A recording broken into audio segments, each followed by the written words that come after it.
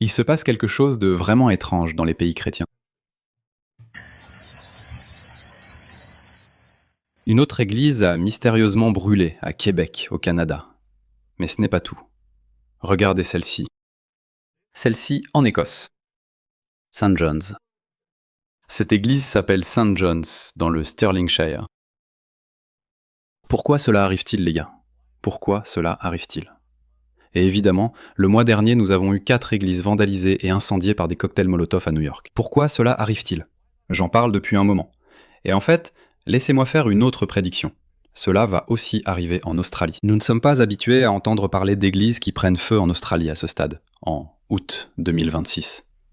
Mais laissez-moi vous dire, vous allez soudainement commencer à entendre parler d'incendies touchant des églises au hasard. Cela va se produire à Adélaïde, la ville des églises. Cela va se produire à Melbourne.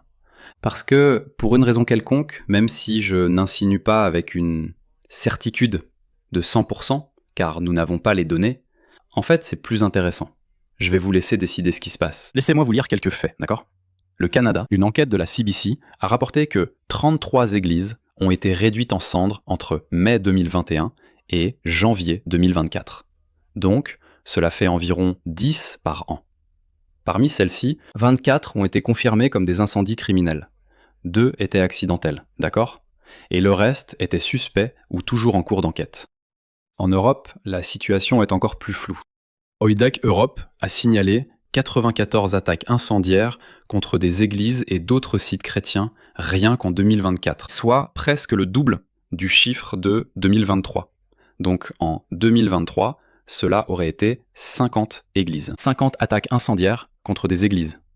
Et en 2024, le nombre est passé à 94. Environ un tiers ont eu lieu en Allemagne. Maintenant, voici un autre point intéressant que je voulais lire. Donc ChatGPT a fait de son mieux pour s'assurer que je ne fasse pas d'hypothèse. Il dit « Si vous demandez s'il y a des preuves que les incendies d'églises ont été principalement commis par des musulmans ou des migrants, non. Les données disponibles ne soutiennent pas cette conclusion. » Alors, regardons les données. Que disent les données?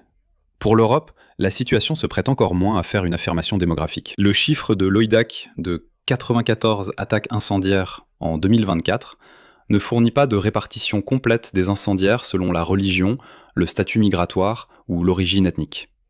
Il enregistre l'incident, mais pas un profil unifié des auteurs. Pourquoi pas?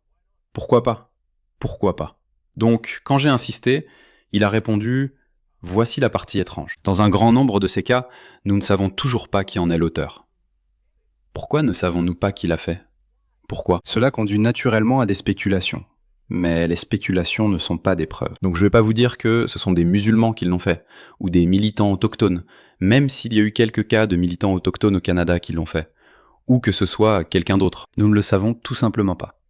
Mais ce que nous savons, c'est que les églises ont été à plusieurs reprises la cible d'incendies criminels. Et dans de nombreux cas, les auteurs restent non identifiés. Alors que devons-nous faire de cette information? Je parle souvent de la façon dont les gens peuvent être blessés à cause de leurs croyances ou de leur idéologie. Mais il existe un autre type de préjudice qui se produit discrètement, sans que la plupart des gens ne s'en rendent compte. Je parle de la collecte et de la vente de vos données personnelles. Et si je vous disais que votre adresse personnelle, votre email, votre numéro de téléphone et même des informations sur votre famille pourraient déjà être en ligne sans que vous le sachiez. Chaque jour, des courtiers en données et des sites web publics collectent, publient et vendent des informations personnelles. Cela peut entraîner du spam, des arnaques, des vols d'identité et même mettre votre vie privée en danger. C'est pourquoi j'aime Incogni.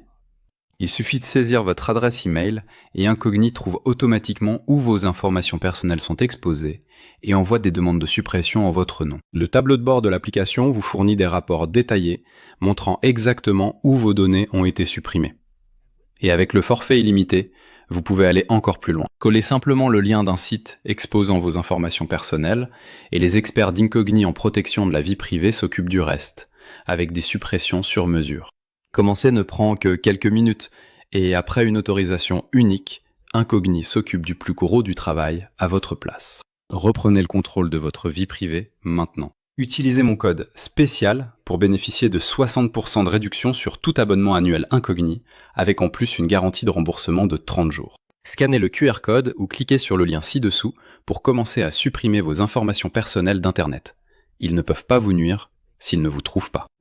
C'est un nombre énorme d'églises qui sont incendiées, 94 en Europe, rien qu'en 2024, et 33 au Canada.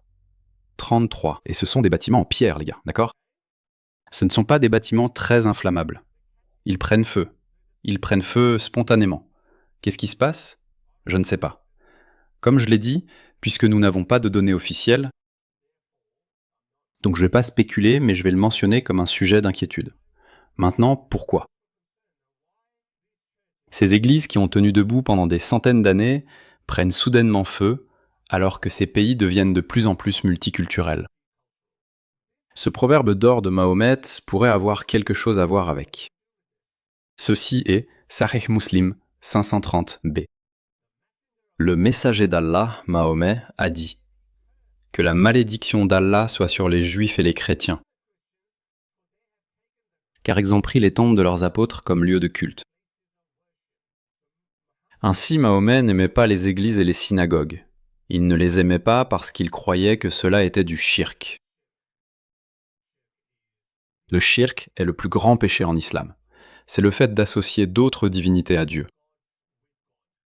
Par exemple, les chrétiens croient que Jésus est Dieu, ou que Jésus est le Fils de Dieu. C'est en islam un péché éternel, impardonnable. Vous ne pouvez pas être pardonné pour cela. Vous pouvez être pardonné pour un meurtre, pour un viol, mais vous ne pouvez pas être pardonné pour le shirk, c'est-à-dire associer d'autres dieux au seul vrai Dieu. C'est la raison pour laquelle les musulmans font cela aux églises. Cela s'est produit en Angleterre.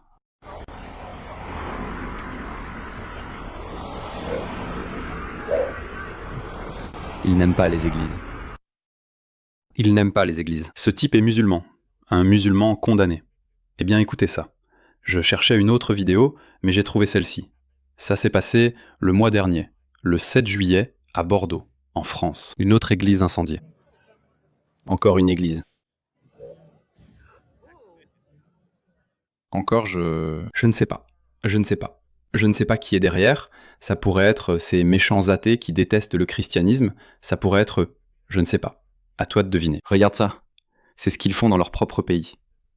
Voici le Pakistan. Regarde ça.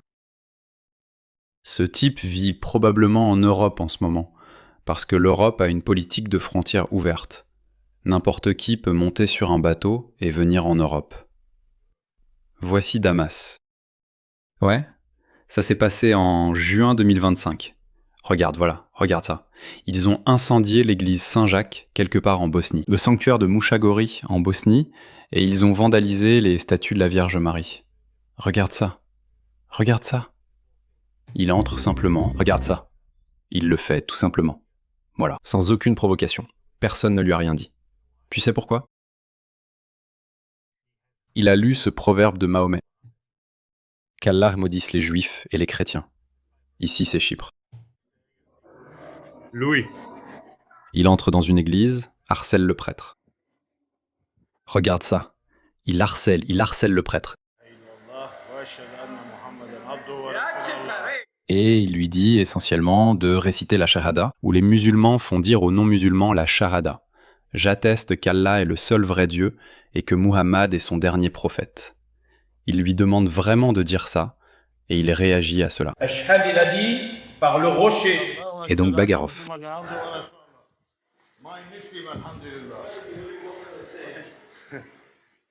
Regardez ça les gars. Comment cela est-il arrivé? Cela s'est passé à Anvers. Des hommes islamistes masqués ont incendié une voiture devant un restaurant appartenant à des juifs à Anvers, ce qui est maintenant décrit comme une autre attaque terroriste antisémite. D'accord, cela n'implique pas une église. Ici, c'est Montréal, au Canada, en février. Pourquoi cela arrive-t-il, les gars? Pourquoi cela arrive-t-il, les gars? Pourquoi cela arrive-t-il si fréquemment? Regardez ça. Ce sont des bâtiments en pierre. Pourquoi prennent-ils feu? Que se passe-t-il? Soudainement, au Japon, les temples shinto commencent soudainement à prendre feu également. Voilà, un groupe d'Afghans.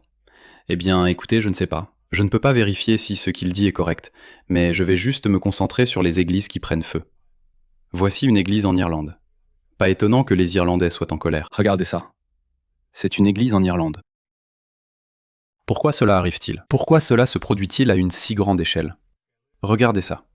Cette femme est à Londres et elle n'a aucun respect pour les autres religions. Regardez ça. Honte. Tu as manqué de respect à ce lieu. Non, non, non, non. Tu as manqué de respect à ce lieu.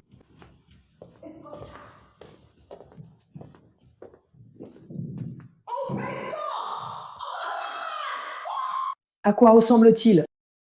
Jésus était un homme juif du Moyen-Orient qui a vécu. Montre-moi la preuve. Où est ta preuve? La preuve est dans la Bible. Elle est dans Joseph. Je suis là. Elle ne peut même pas entrer dans une mosquée, et la voilà assise comme ça, dans une église, à défier et à débattre de théologie de cette manière.